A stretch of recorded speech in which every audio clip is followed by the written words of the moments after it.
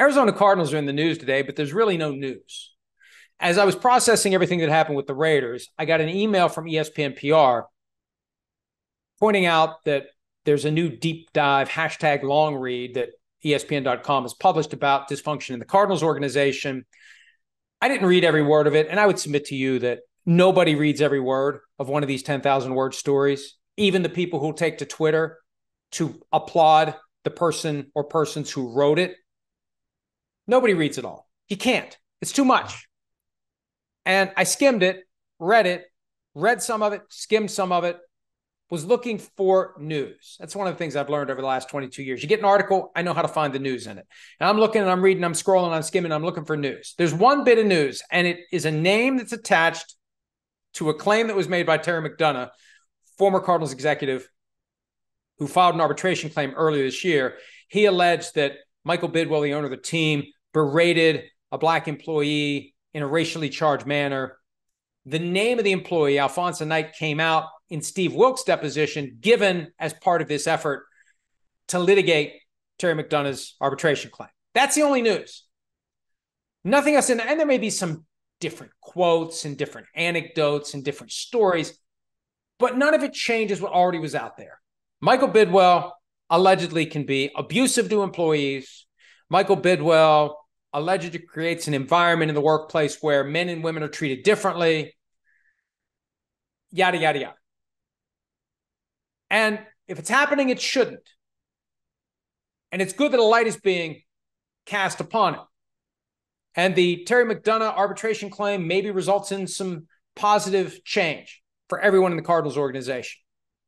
But the real concern is this: if you're Michael Bidwell, at what point does the NFL say, this looks bad, we need to get Mary Jo White on the case? And having her show up is kind of like having an audit of your taxes. They start looking, maybe they find something. Maybe they find something other than the thing they started looking for. That's what happened to Daniel Snyder. So as long as Michael Bidwell can stave that off, he doesn't have to worry about possibly being forced to sell. The fact that the Cardinals are largely irrelevant, sorry, Cardinals fans, it's true, that helps.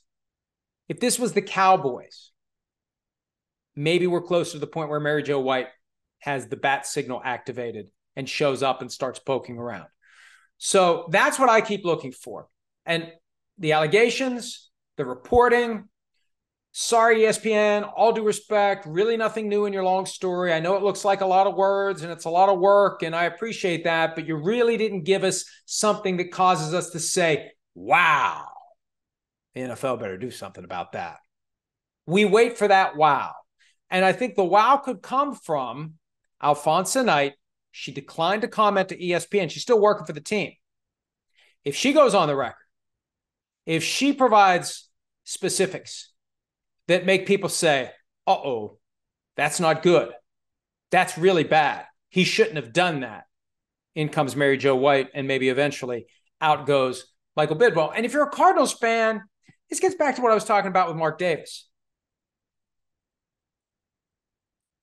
If your team's dysfunctional and you have a chance to change the owner, embrace it. Now, the problem is you drop a house on the Wicked Witch of the East, the Wicked Witch of the West may be even worse, because the only requirement to own an NFL team is to have enough money to buy the team. There's no IQ test. There's no football test. There's no emotional intelligence evaluation. There's no, is this person an asshole? Yes or no. Is this person going to run the situation the right way? Yes or no. There's no way to prove that. It's all driven by money. So you could end up with someone worse. You could end up with someone better.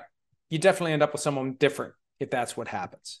Hi, it's Mike Florio. Thanks for watching PFT on YouTube. Hit subscribe for the latest news and analysis from Pro Football Talk.